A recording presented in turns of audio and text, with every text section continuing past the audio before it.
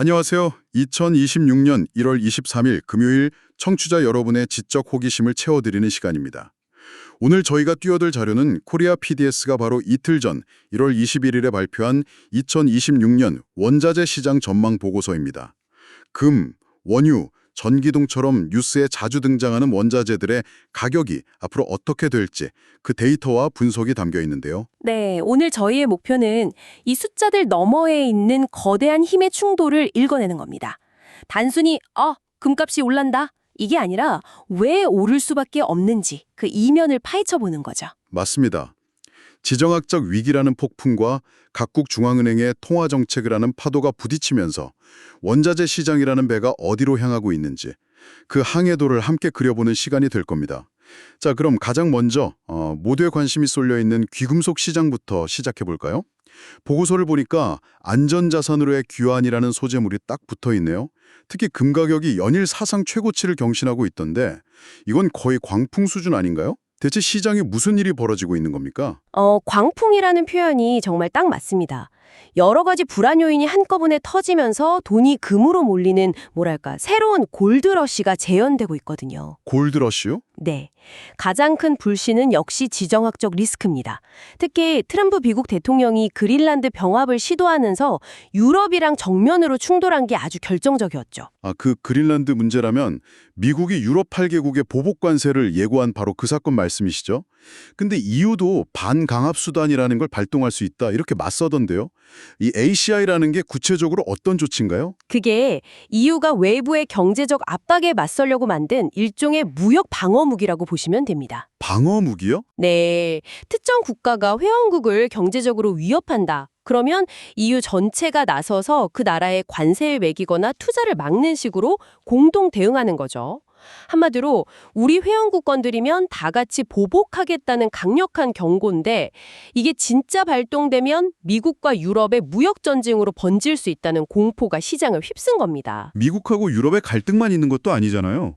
1월 초에는 미군이 베네수엘라에 개입했고 이란 시위도 격화되고 있고 말 그대로 전 세계가 그냥 화약고가 된 느낌이에요. 바로 그겁니다. 투자자들 입장에서는 어디에 돈을 둬야 할지 알 수 없는 그야말로 안개 속 상황이 된 거죠. 여기에 또 다른 불안 요인이 바로 화폐 가치 하락에 대한 공포입니다.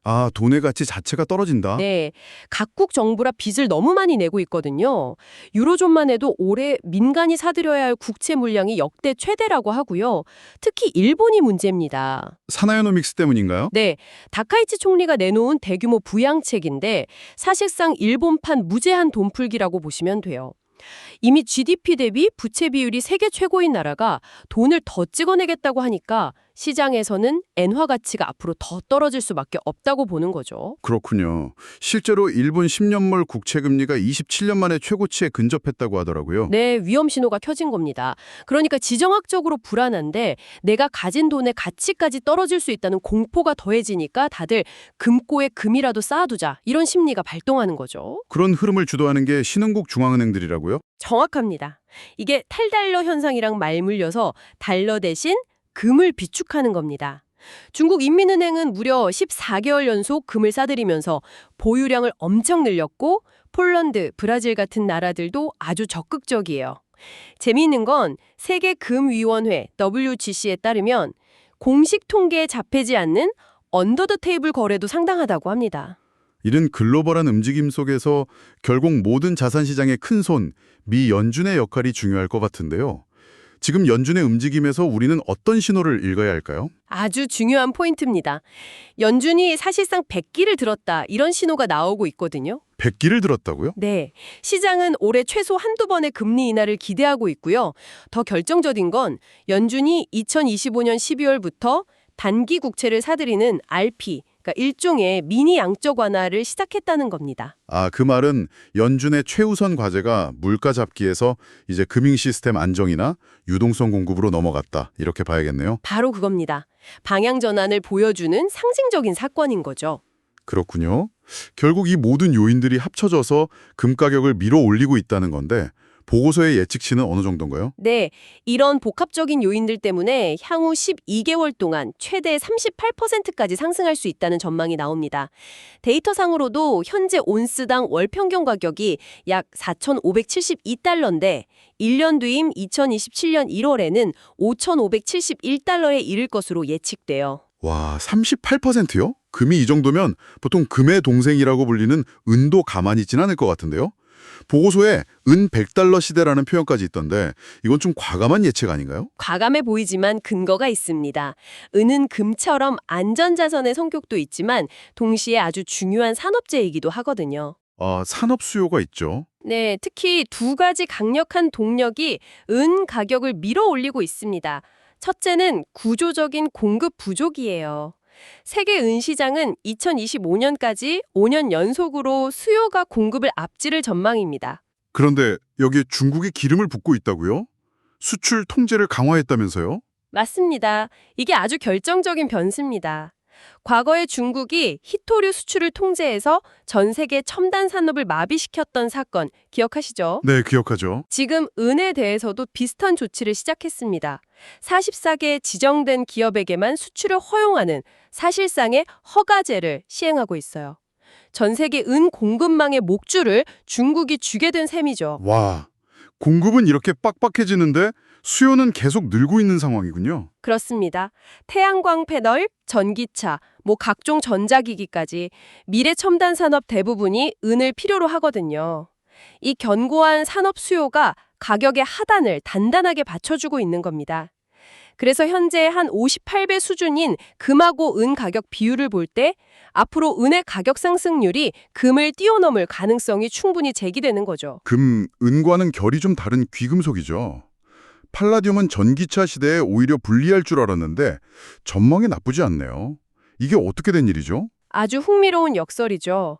전기차 혁명이 주춤하는 것이 오히려 팔라듐에게는 호재가 되고 있습니다. 아, 역설적이네요. 네, 팔라듐은 주로 휘발유 차량의 배기가스 저감 장치에 쓰이거든요. 그런데 최근 미국과 유럽이 환경 규제 속도 조절에 나서면서 내연기관차 판매 금지 시점을 늦추고 있어요. 예를 들어 미국의 자동차 연비 기준 CAFE를 만화한 게 대표적입니다. 덕분에 팔라듐의 수명이 예상보다 길어진 셈이죠. 수요는 그렇다 쳐도 공급 쪽에는 변수가 없나요? 러시아가 주요 생산국 중 하나잖아요. 좋은 지적입니다. 공급 측면에서는 남아공 광산 침수로 급감했던 생산량이 회복되면서 가격 상승을 어느 정도 누르고는 있습니다. 하지만 말씀하신 것처럼 러시아 변수가 남아 있어요. 현재 미국이 러시아산 팔라듐에 대해 반덤핑 조사를 진행 중이거든요. 아, 그 조사 결과에 따라서 시장이 또 한번 출렁일 수 있겠네요. 네, 만약 여기서 관세 부과 같은 조치가 실제로 이루어지면 공급망 리스크가 확 부각될 수 있죠. 금이나 은처럼 폭발적인 상승세는 아니더라도 이런 정책 변수들이 팔라듐 가격을 완만하게 끌어올릴 것으로 보입니다. 데이터상으로는 현재 온스당 약 1,793달러에서 1년 후에는 2,066달러 수준이 예측됩니다. 자, 그럼 여기까지 귀금속 시장을 한번 정리해보죠. 들어보니 귀금속 시장은 전반적으로 불안을 먹고 자라는 모습이네요. 지정학적 갈등, 화폐 가치에 대한 불신이 금과 은으로 투자자들을 이끌고 있고 심지어 전기차 시대가 늦춰지는 불확실성이 역설적으로 팔라디움에는 호재가 되는 아주 흥미로운 상황입니다. 네, 불확실성의 시대가 낳은 필연적인 결과라고 볼 수 있겠습니다. 안전자산인 금과 은이 이렇게 뜨거운 것과 달리 실제 산업 현장에서 뛰는 금속들의 사정은 또 다르다고요. 특히 닥터 코퍼, 경제의 혈관이라고 불리는 전기동 시장은 완전히 다른 이유로 들끓고 있다면서요? 네, 전기동 시장은 퍼펙트 스톰이라는 말이 딱 어울립니다. 가격이 톤당 13,000달러를 넘어서면서 역대 최고치를 기록하고 있는데 그 원인이 아주 구조적이고 장기적이라는 데 문제가 있습니다. 바로 수년간의 투자 부족 때문입니다. 투자 부족이라면 구리광산을 새로 개발하지 않았다는 뜻인가요? 그렇습니다.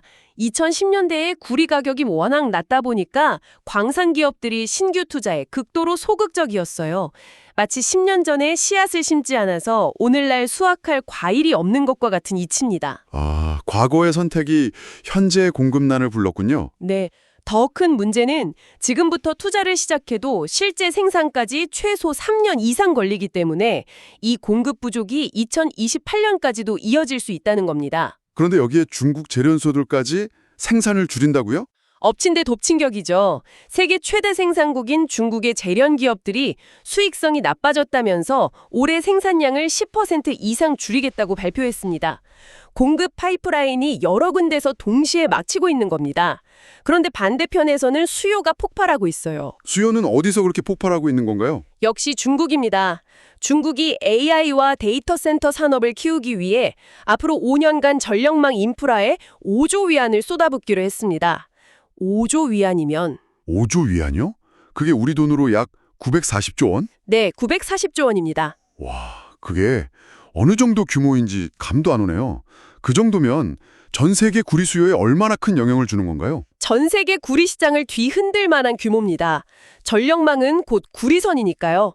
여기에 미국이 중국산 정년 구리에 관세를 부과할 수 있다는 소문까지 돌면서 기업들이 미리 물량을 확보하려는 사재기 수요까지 붙어서 가격을 더 끌어올리고 있습니다. 결국 3년간 이어지던 공급 과잉 시장이 올해를 기점으로 극심한 공급 부족으로 완전히 돌아선 거네요. 네, 그렇습니다. 예측치를 보면 현재 톤당 약 13,000달러 수준에서 1년 뒤에는 15,600달러 가까이 치솟을 것으로 보입니다. 전기차 시대라고 하면 구리뿐만 아니라 배터리의 핵심 소재인 니켈도 굉장히 중요할 텐데요.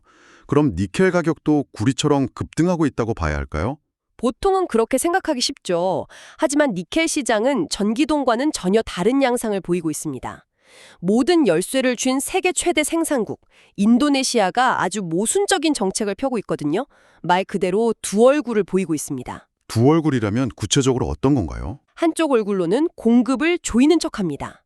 니켈 원광 채굴량을 줄이겠다고 발표하고 생산 허가 유효 기간도 3년에서 1년으로 단축해서 정부 통제를 강화하고 있죠.